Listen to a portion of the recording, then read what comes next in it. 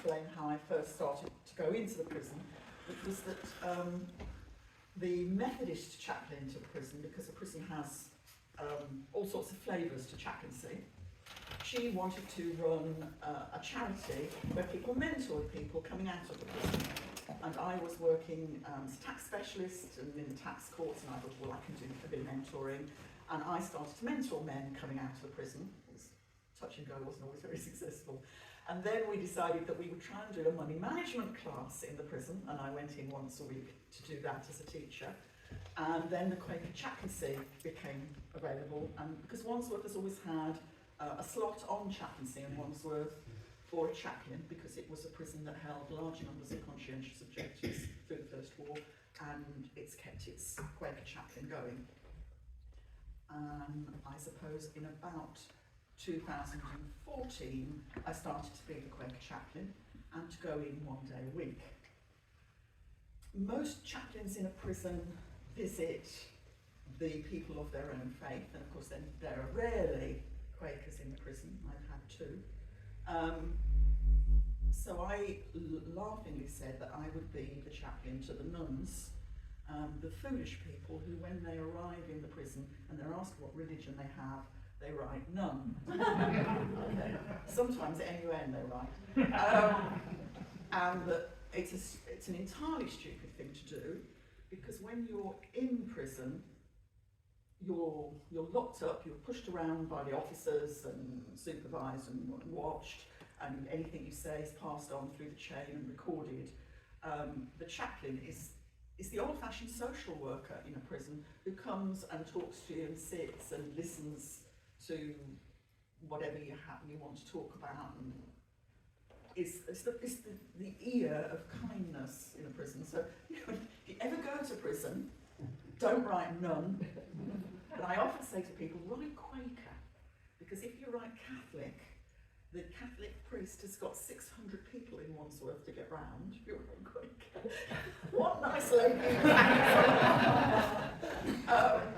So it's one of those things. It's important to know. So I would go and see the nuns, and particularly the people on an act. An act is they've been on the lists in the prison as suicidal or self-harming or at risk of, and they are the saddest, I think the saddest people in prison. They've lost the plot. They're often living on very little money, very little contact with outside, and I would go through the acts lists, visiting the people on acts. That would have been before COVID. And it became apparent that you would go into a cell with somebody who had completely destroyed their cell, was sitting in their pants, sobbing, and the sink was off the wall, everything was as litter. And you arrive and you say really stupid things like, are you all right? Clearly not. Have you got anything to do? The answer was no, nothing to do. The prison wasn't offering anything to do. And I suspect that other chaplains were saying that they had a copy of the New Testament or the Psalms, and my own faith isn't strong enough for that. I can't think that Jesus can cope. I don't know. It's no use to me to say somebody's in there, oh, you're sitting there pants sobbing, would you like a copy of the New Testament? It doesn't work for me. And I started to get a little bit of permission to bring in colouring and felt tip pens, packs of cards. Against prison rules, I often had a pocket full of toffees, and I would give somebody a toffee, and I would have a toffee, and against the prison rules, I would have a cup of tea with them. We'd try and make hot chocolate if we could get a kettle, to try and calm people. I then thought that I would start a jigsaw puzzle club. I'm a stupid cow, honestly.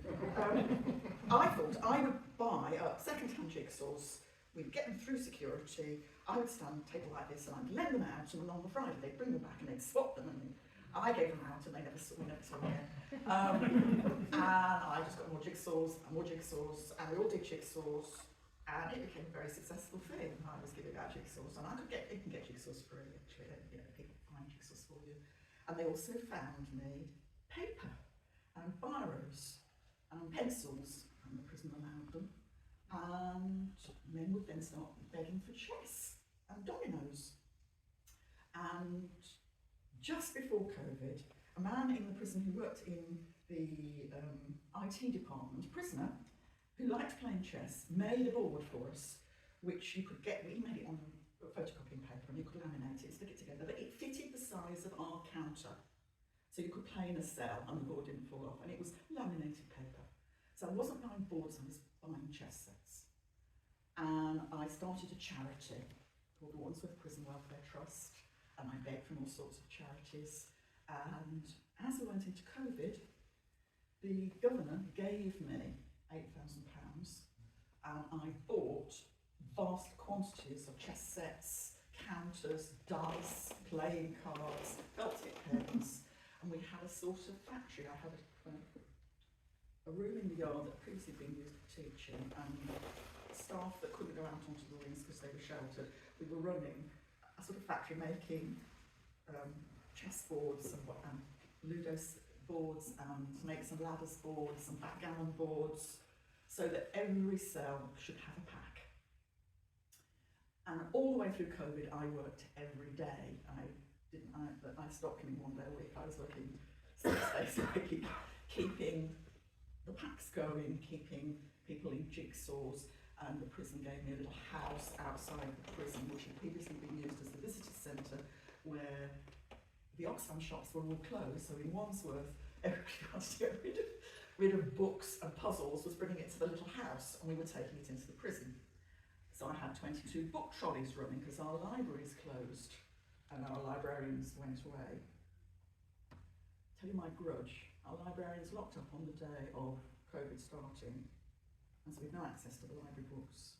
And the librarian sent me an email to say she put outside the door all the library books that were missing their end papers or nobody ever borrowed, and that I could give those away if I wanted to. That's my grudge, okay. I've aired it. So we had all these free books on all these trolleys, and I was begging all the way through COVID for foreign language books. And then COVID finished, and I continued to go in, but the teaching room had to go because the teachers were going to come back. And I went into 2 cells, prisoners' cells, in the bottom of G Wing in the prison. Right, Wandsworth is a Victorian prison, and it's 2 prisons next door to one another. There's a big 6-winger. You all know what a prison looks like, with the lantern and then the wings coming off. There's a big 6 starfish, and next to it is a 3 starfish. It was built as a man's prison and a woman's prison, and they run together, sort of.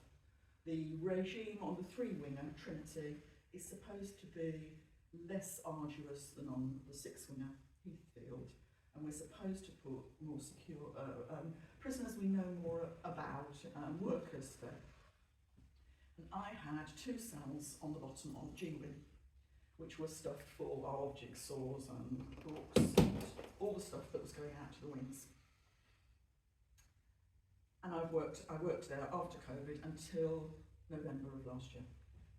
Because I was on a wing and surrounded by cells, there are 18 men down in the bottom of G-Wing, and the bottom of G-Wing is, well, I got 2 cells because it is the nastiest place in Wandsworth Prison. It isn't always, if they can avoid, if the prison is only, is short of men, it isn't used.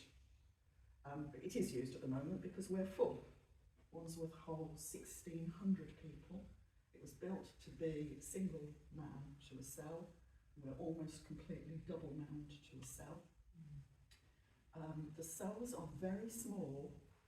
If you imagine in a semi-detached house, the bathroom at the top of the stairs, where you open the door and the bath runs in front of you with a lavatory and basin at the end and a space you can walk up to the end. That's it. And the space that you can walk up to the end is a counter. There is usually 1 chair.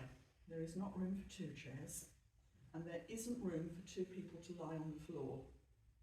So if one of you wants to do floor exercises, Canadian Air Force exercises to keep fit, the other one has to lie on the bed. If you both come back with your dinner to eat, one of you eats on the chair at the counter, and the other one has the exciting decision of, do they sit on the lavatory to eat their dinner, or do they sit on the lower bunk bed, which, like all the bunk beds, means you eat your dinner like that. They are very small. They're old, they're damp, they're tatty. A lot of the floors have gone. We have lovely flooring in the landings and the halls, but the cell floors have popped, and you have tiles and then mastic showing to the brick beneath, and then other lino. They were not built with plumbing or electric lights, so that's been driven through the system and then boxed over to keep prisoners away from it.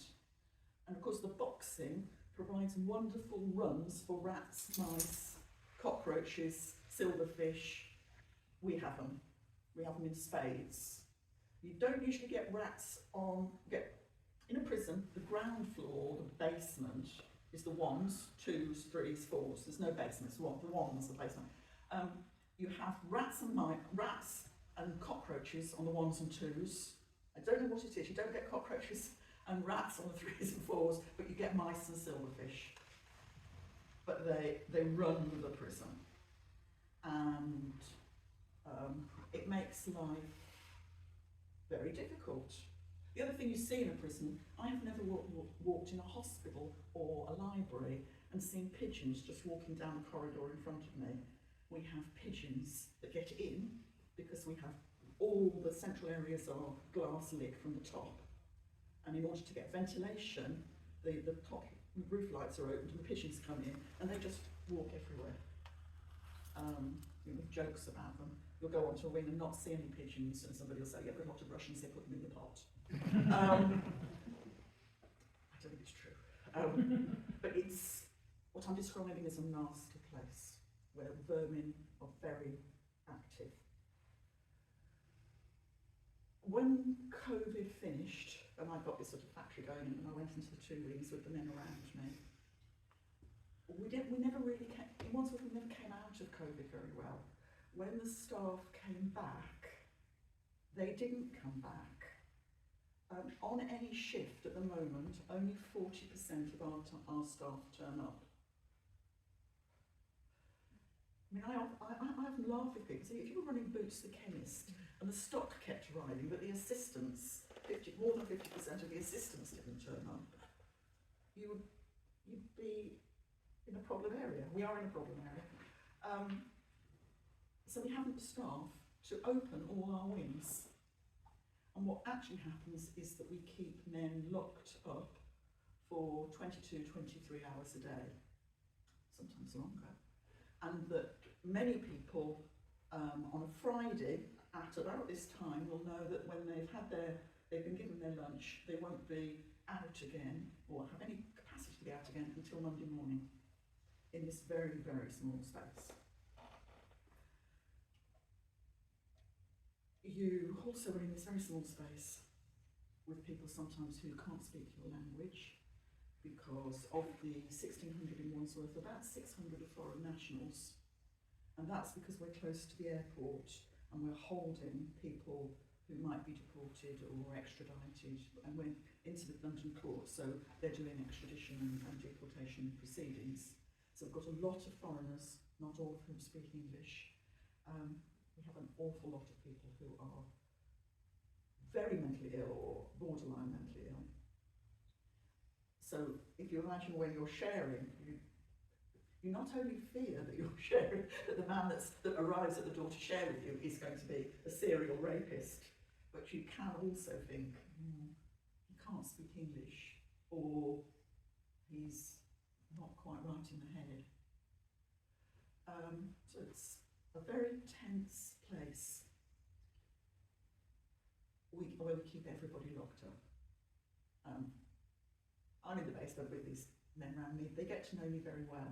At one point, my door is broken down and stuff stolen, and it's the men who come and say, "Don't worry, miss, that won't happen again. It's also, I find it funny because nobody must ever rat on anybody in a prison, okay, but somebody says to me, oh, it's awful, miss, it's awful what happened, it's awful what happened, he should never have done that, and you've been so kind to him. And then I'm walking along the wings and somebody else is talking to somebody else and they say, oh, he's such an idiot, and what's he doing? He has to live on his own because he can't live with anybody else. I'm thinking, oh, who is this? And then we have a man, right, I have dressed him head to foot because he wears 5XL clothing. He's a very, very big man. Looks like a traffic island, to be truthful. He's got one blind eye and one eye that goes that way. And he's mixed race. And he comes up to me and he says, it's awful what's happened to your room. They say it was me, but it wasn't me, miss. It was somebody that looks like me.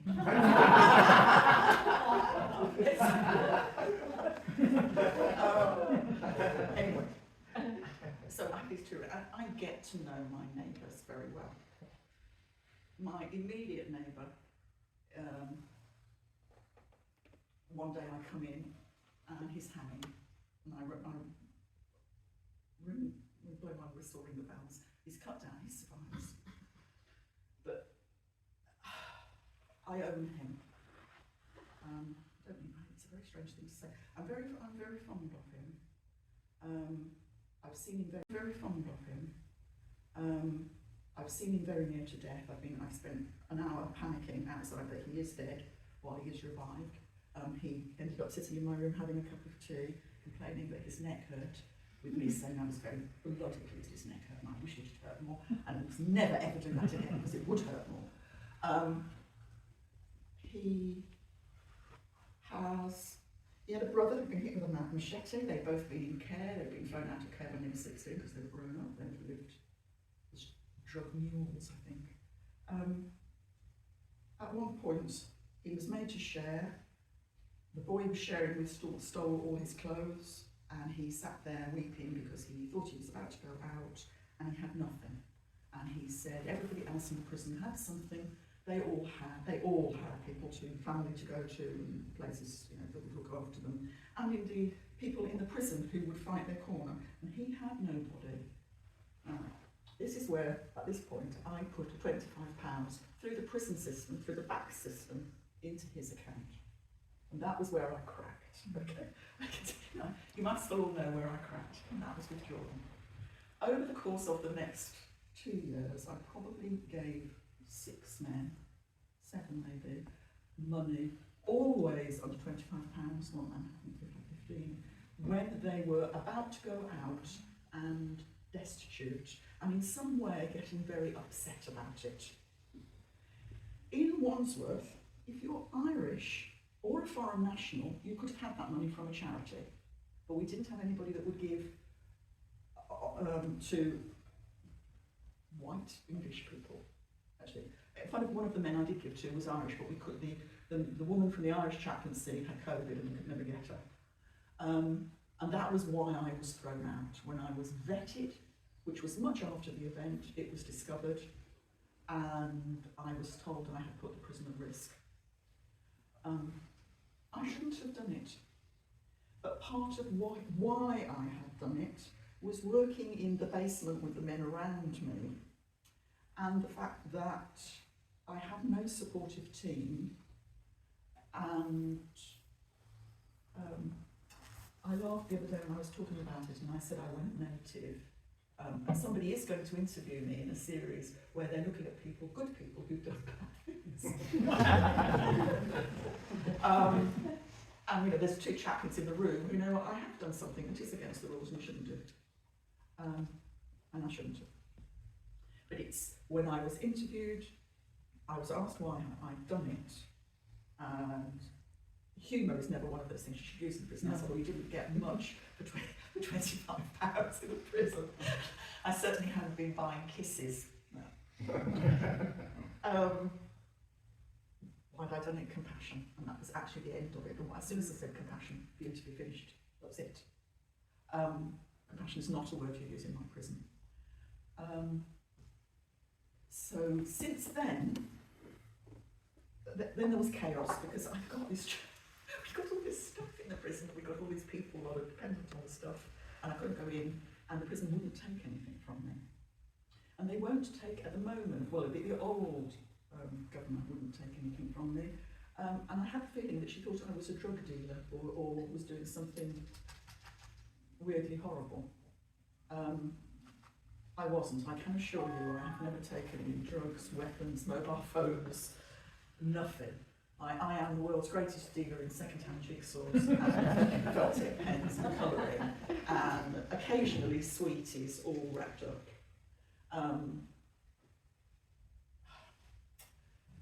You probably know that since then I have been one of a team of 6.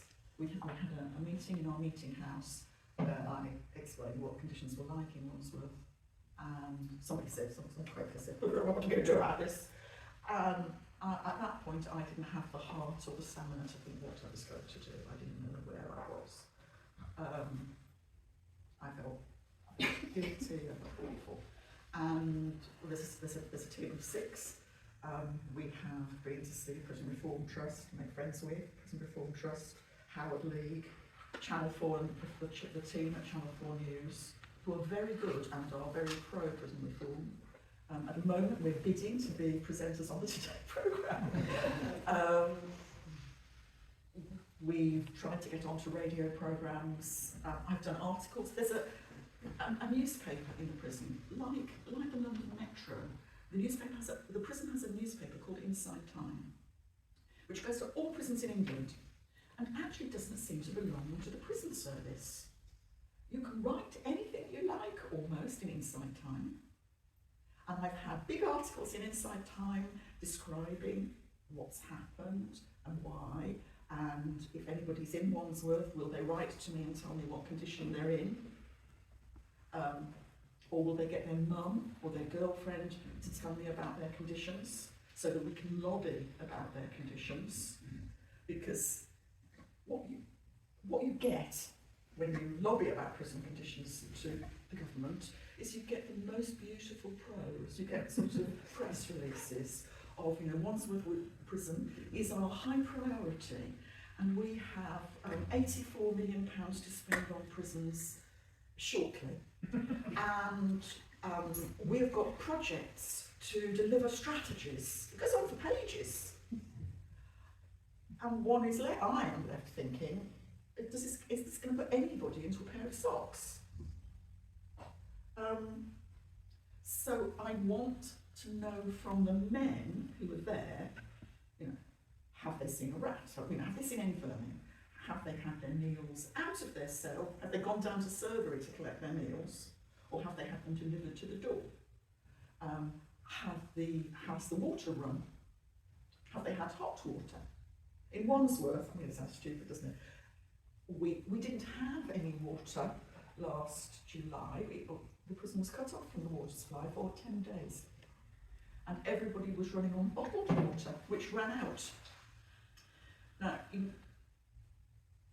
2 bottles of water, if you're in a cell completely on your own with somebody else, it hardly keeps you in tea and coffee. The one flushes the lavatory. And one of the things that was happening to us was that people were weeing in bottles and collecting faeces and throwing it out the windows. Well, if you're trying to keep your rat population down, and if you're trying to keep people healthy, and I don't just mean healthy in body, I mean cheerful. Who's cheerful when shit shakes comes straight past your window? It's not a cheering sort of ambiance. So I wanted to know if the water was on. I want to know if the water's on. We also run a very special line in showers in Wandsworth, where we moan about the fact that there aren't enough showers, which there aren't, and that they're running cold. And so the men in the maintenance men really try hard, and what you then get is boiling water. Okay? And I tried to explain to a journalist who looked about 12 the other day that much worse than a cold shower is a boiling shower. Because you can, if you're desperate, wash in a cold shower, but no human being can stand under a boiling shower. And that what we had on Sea Wings, 2 shower rooms on top of one another, running boiling water, and the 3rd shower room with no pressure at all. So you had a wing of 300 people with nothing to wash. Lots of people complain they have no washing. When you arrive at Wandsworth, you are given one set of clothes. And that's your prison issue, is one set. So you have lots and lots of people desperate for a kit change, desperate for more pants, desperate for more socks. One of the things I could have been accused of is stealing socks. I was always going into stores, stealing socks and pants, and carrying bags of socks and pants onto wings where I would dish them out. Because you meet people who have been in the same socks and pants for a very long time. I was party to I had a very respectable job, I know rules, and I was on a wing where a man was standing in his pants with his clothes in his hand, and there was a row going on with an officer where the officer was saying, you are not allowed to be on the wing in your pants, which is true, and you can't do, it's not right. He was saying, I haven't had a change of clothes for 3 weeks, and it's kit change day, how can I change my kit if I'm wearing it? Very true, I don't know, it's not a possibility, is it? So, in a prison, what you get is people just back the argument backwards and forwards to one another, louder. The officer shouts, not in your pants, back to yourself, you're in your pants. How do you change your kit? The kit man, in the middle of this, like a trio in a Mozart, is saying, bring them up, I'll give you another set of clothes. Or, I'll give you a set of clothes, bring your dirty ones back to me later. Which we all fall about laughing at, because nobody who's just got a second set of clothes is ever likely to give it back. And you watch. If it wasn't tragedy, it would be comedy.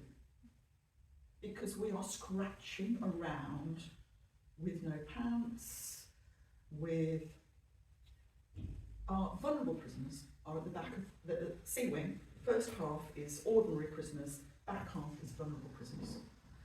And the vulnerable prisoners are very often sex offenders, paedophiles, judges, teachers, or the dregs of society. Or that is what the prison views them as. Prisoners view them as. The nonces is what it is. That's the nonces wing. Kit change arrives at the end, and everybody takes the kit, and they leave nothing for the vulnerable offenders. Because it doesn't matter, because they're nonces.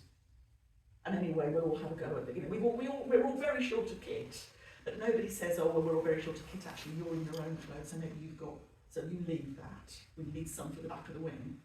And nobody ever says, oh, well, we'll have to do a second set for the back of the wing, because this half of the wing don't care about them, so we'll do them specially. We don't do that. We're an Alice in Wonderland world where first pig to the trough might get a potato. Let's not think about the other pigs behind us. It's a bad world. Have you any questions? I've stunned you all now. Is there, all right, you're no longer working as a chaplain within Wandsworth. Yes.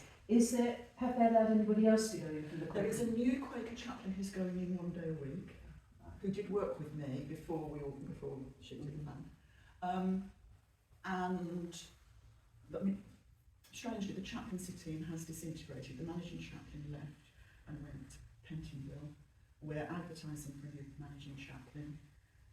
We haven't got enough Church of England chaplains. We've got a part-time Catholic. We've got 3 imams, but no Shia imam. We were a very good team, actually, and with the pressures that grew as time has grown, and it's true of all the staffing, the pressure on Wandsworth has so escalated that lots of people try and find a job somewhere else. And it's part of the problem that the Chief Inspector's reporting on now, is we don't have the people to build the teams. And We need less men in our prisons and we need more staff. The Dutch have, if I have my facts correct, looked at their penal system and have revised it. I just wondered, I mean, I don't know the details of it, but I just wondered if anybody was looking at what they had done with a view to maybe bringing it into this country. I think we're all going to have to look. I mean, the difficulty I find as being a lobbyer now outside is the voice of the Daily Mail. And if you didn't do the crime, you wouldn't need to do the time. And the large number of people like us who have watched Porridge or The Shawshank Redemption, and we know that there's good cooked breakfasts and sociability, and that the cell in Porridge has got 3 tables in it, and I think 4 chairs, and you regularly see scenes where they all socialise. You know, cut it out. That's a television drama. So we've got to realise our prison accommodation is not fit for purpose. We can't give people jobs as officers that fill the spec of making a difference to other people's lives. And we're spending £50,000 per man to put out men who are worse than went in, because our reoffending rates are so poor. And I will joke with an audience, you can send people to Eton for that. Get out quite proficient liars. Why do they reoffend if it's so bad? Because we shove people out. 46% of the people we're putting out of Wandsworth are utterly homeless. One of the big units I have running in the prison was a release cupboard, because large numbers of men, when they come out of prison, literally have nothing but their prison clothes. And in COVID, they were going out with £46 and wearing prison clothes to nowhere. And with to be honest, with £46, when you come out of prison, what do you want? You go into McDonald's and you have a Big Mac and fries. You go into the local newsagents and you buy 10 cigarettes and a 4-pack of Strongbow. You haven't got a lot of change. And you can say, because we're Quakers, I do think you should continue. But actually, we're talking about human beings. And human beings, when they're let out, have to have a day of a McDonald's Strongbow and a packet of fags. Going on to what you were saying, my understanding is from listening to Radio 4 this morning, the Dutch have got a system, that's also Scandinavia, and they were talking about... They've got empty prisons. They've got, basically, in Norway apparently, they've gone to a system where they have just local prison.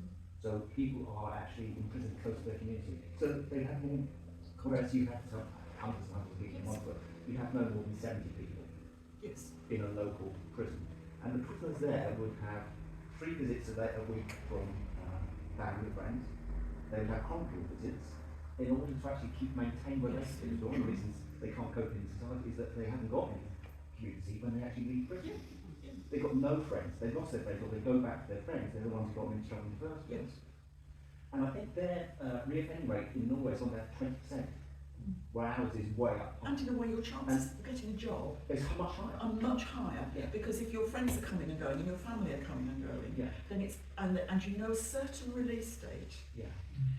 You might well get somebody that will give you a job because your friends and family have buzzed around trying to get you somebody to talk to. Or somebody who does that. You know, with this whole scheme of letting men out early, the original charity I worked for, which mentors men coming out of prison, that charity still exists. And I was laughing talking to them because they were preparing 3 men to come out, 2 mentors. And they knew the release date, and they were working to have accommodation at that release date, their mentor to meet them, you know, with a bag, sorted out some groceries. These men have been let out 16 days early with no warning, homeless, with no mobile phone working. And you know, a lot of the time people will say on the scripts they get given, use a public phone. Is Wandsworth run for profit? No. It's not that. No, Yeah. no, I mean, I used to wonder whether the private prisons would be worse. Well, I mean, my experience of a public prison is not good.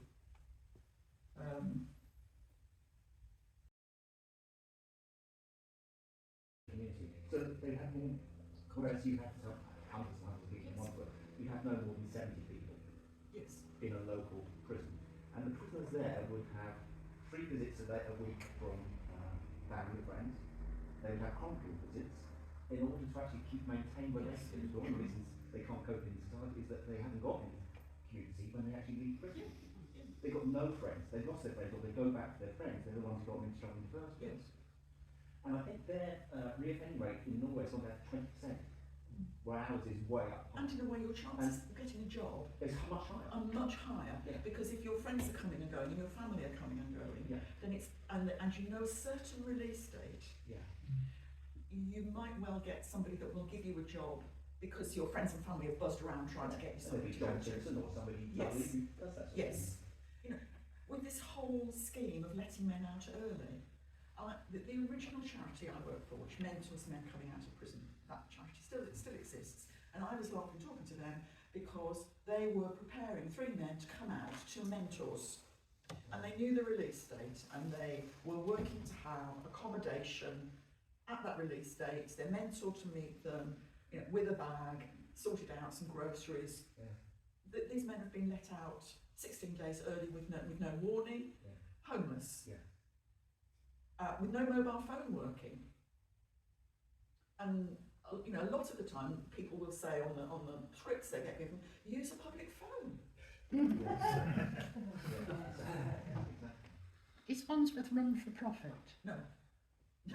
It's not that. No, Yeah. no, I mean, I used to wonder whether the private prisons would be worse. Well, I mean, my experience of a public prison is not good.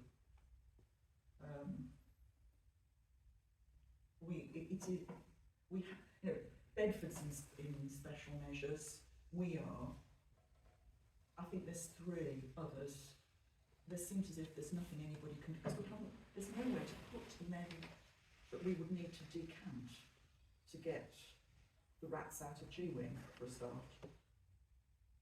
It used to be funny in G-Wing, this is the one I was working on, because there was a shower at G-Wing, and men will go into the shower. There's 4 units. This is a 4-floor prison, and only on the ground floor and in the basement are the showers running. And there's 4 in one, 3 in the other. So the basement shower's very popular, big queue, get in there, and when they turn the water on, it's hot. And this surprises the rats in the drain, who pop out. Right. In a prison, everybody showers in their pants, because they're frightened. So they're all wet and in their pants. Then there's the rats, and then there's the queue, and me, because there's squealing and squeaking going on, and everybody's shrieking and laughing, because it's very funny to watch your friend wet and in their pants, and then the rats. It's not so funny when it's you, but when it's not you, and you see everybody you know, and men you know are frightening and big and horrible, but they're squeaking and shrieking, jumping about at the end, because they can't get to their towels, and they can't get to the area to wait to come out. This is, you know, but this was our game of the week, you know, watching the rats trapping people in showers. Are there any prisons in the UK that lead with good practice? I'm sure there are. I'm not sure. I've never been. I don't think I've ever been to one. I've only ever been to Wandsworth and Wood Hill, which certainly that went into special measures, and I visit a man in Wood Hill. And the man I visit in Wood Hill, that's an example of something that's really horrible that happens to you in prison. When you arrive in a prison, your meds are taken off you, everything that you normally take in the way of drugs. Even if it turns out to be Gaviscon or paracetamol, everything's taken off you, and it's got to be prescribed and given to you by the prison. In many ways, it's a sensible policy, because many of our addicts are not only taking prescription drugs, but have been helping they've been self-medicating with drugs they don't know what they are to extraordinary proportions, and nobody knows. You know, they say what they know what they've been taking, but they don't. But there are equally men who do know what they've been taking and can't get it prescribed, or can't get it prescribed quickly enough, or were managing with Gaviscon or Athlete's Foot cream, or were coping, as ordinary people do, with a lot of non-prescription medicine that just holds the fort. That's all swept away. So you meet people who have got such terrible toothache that they start to try to take out their own teeth. The man I visit in Wood Hill is a type 1 diabetic. He's very overweight, his legs are very swollen, he's got ulcers down his legs, ulcers in his heels, always frightened he's going to lose his legs. He's also got stage 3 prostate cancer. In Wood Hill, when you're a prisoner and you go to the hospital, you are never told when your next hospital visit will be. The hospital will say things like, well, we'll see you in a month or so, or we'll see you in a week or so, but they never tell you the day or the time, because the prison van could be caught, like it's happened in France. So you don't know when your next appointment is. What you notice is that you've never been called to a next appointment. You know, you sit in your cell, as my friend does, with a vast amount of pain, but you don't know when you're next going back to the hospital. And he put in a Freedom of Information request to the prison service, and he has been there a year and has missed 11 hospital appointments where they had no transport to take him. So this is somebody who could lose their legs from diabetes and has stage 3 cancer, and is missing 11 appointments in a 12-month slot. The rule is that you're supposed to have the same rights to the National Health Service treatment in a prison as you do out. And that's because it requires 2 prison officers to go in the van with the prisoner to take them to Or hospital into and to stay there. Yes. Or at the same time, there'll be demands to take them because they'll be on remand to take them to the court. So that's another 2 officers. Someone else is being transferred, needs another 2 officers. So if you're not taking 40% staffing, you can't move people around the system. And indeed, my managing chaplain one morning was very close to tears because he had been to a staff meeting first thing in the morning, and the staffing numbers had come in, and we knew that we hadn't got staffing for opening all wings, and we hadn't got staffing for transport. And one of the CMs doing it said, we've got enough staffing for 2 people to go to hospital. Who shall we send? And my friend is saying, we haven't got anybody's medical records, we are choosing life and death for 2 people we don't know, and what we're actually choosing them on is who is the best behaved, who will sit in the car quietly, because that's the easiest 2 people to send, because you then know that the car will come back at the right time. But that in a prison of 1,600 people, is it right to be sending the man with serious verrucas? Because you've only got the 2 cars. It's a broken system. Can I give you an example of good practice? Chelmsford Prison, a colleague of mine, she got a job, she took over the hospital wing. And when she got there, she said it was just horrendous, describing horror stories much like that. The prisoners were all taken off all psychotropic medicine, so they're in the hospital wing because they've got paranoid schizophrenia, suicide risks and so on. And then they're taken off all meds because there's nobody to prescribe. Unlike Brixton Prison, where there are medical personnel going through, Chelmsford doesn't. So you've got these untreated people bouncing off the walls, 2 to a cell, locked up for 23 hours a day. She decided that, like herself, they needed some activity to depressurize this wing. She couldn't give them pens and paper because pens would be weapons and they would stab each other. So when she brought them in, the prison, what's the trade union? POA, Prison Officers Association. Which is very powerful. They all walked off the wing because she bought painting. Eventually, very good governor, they decided they would allow them on a trial basis. Probably take tips off the Felt tips work because it's hard to stab yourself with a So they did that, and the level of violence came down. People started interacting, started talking, still crazy.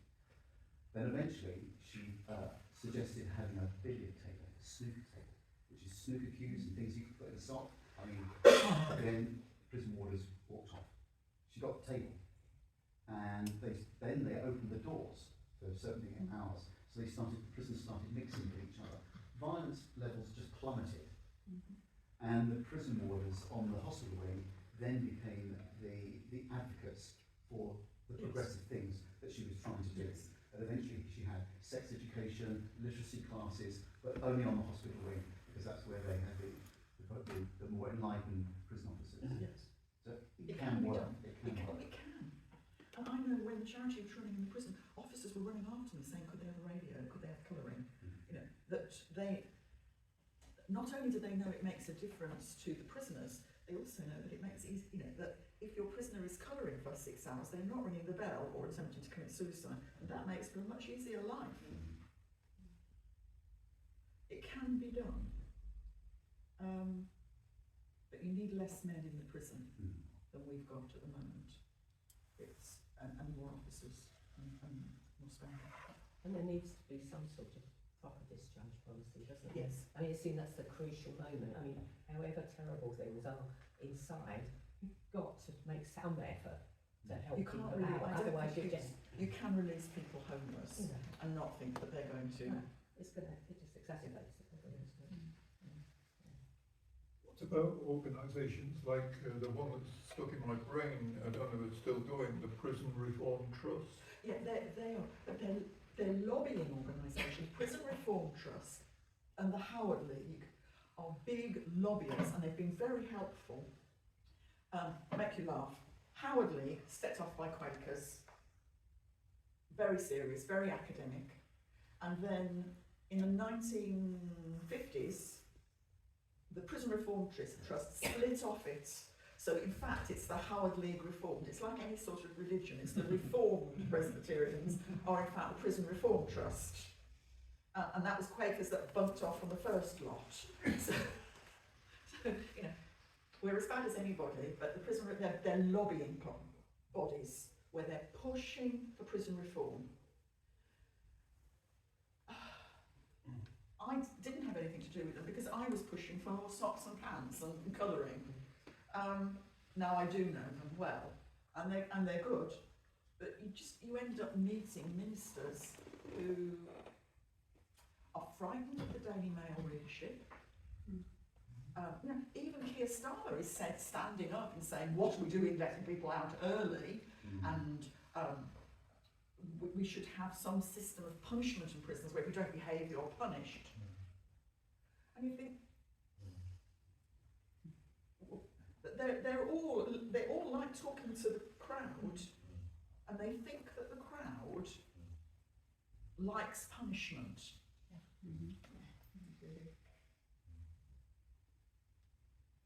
What can we do?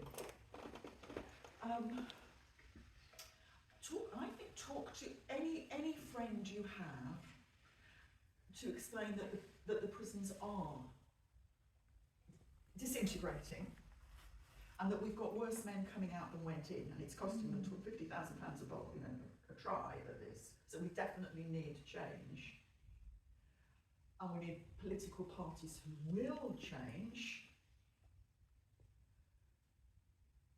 Because one of the things we've got to do is change the public mind. And I think we do that by talking to our friends and getting our friends to stamp on the myth of the holiday camp. Your own prison may have charities around it that do rehousing, mentoring, clothes for ex-prisoners, saucepans for ex-prisoners, even befriending. I think the answer to that are Quaker. You should do something. Can I ask, is NACRO still in existence, the Aftercare Association? It is, but I don't know how active it is. I think you just have to say to yourself, I'll do something. not nothing. Because even a pair of socks counts. And that it's very easy to think that no man coming out of prison would want to meet an elderly lady. Actually, they're bloody grateful for anybody. And that a little bit of love and courtesy and conversations like you don't look very well, or have you got a change of clothes?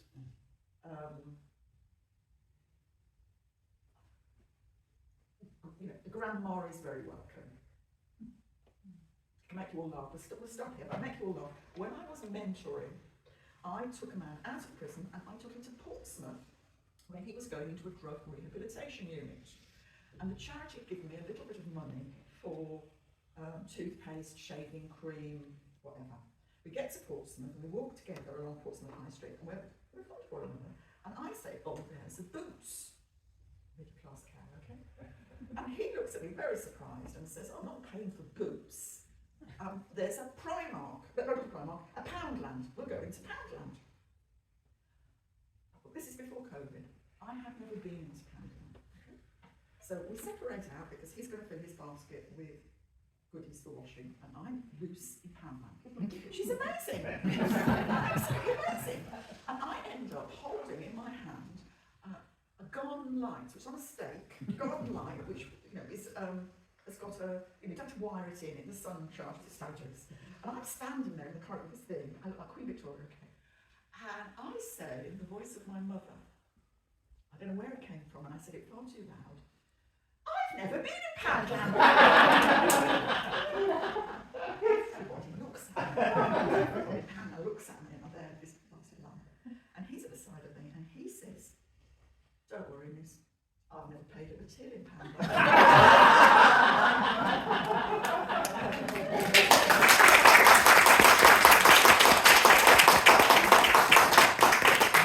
Liz, thank you very much for coming and for sharing so much of your experience in prison life. We will try and do something. Something. We're not sure what that is yet, but we will do something. And we thank you for coming, and we thank you for the Quaker ministry that you've been showing to all these people, the love and compassion. I think compassion is a good word to use in a prison, personally. Shame the government didn't feel that. But I think within our own lives, if we show as many people as we can that love and compassion as well, then we're going in the right direction. And I think whatever we do, it won't be enough, but perhaps a pair of socks or a small standing order might make a difference. So thank you. Thank you. If I ever get on charity running in the prison again, I shall come back to Please do.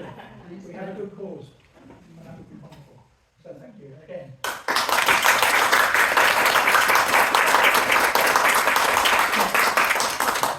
I should say as well, actually, that I've known this a fair amount of time now. I explained to some of you that we really bonded. We went to the Breadboard Museum of Putney. Now, that may not sound like a thrilling afternoon tour review, but I can assure you, for us it was really great. We loved it. We loved it. And if ever you get a chance to go to the Breadboard Museum, it's a plus for us.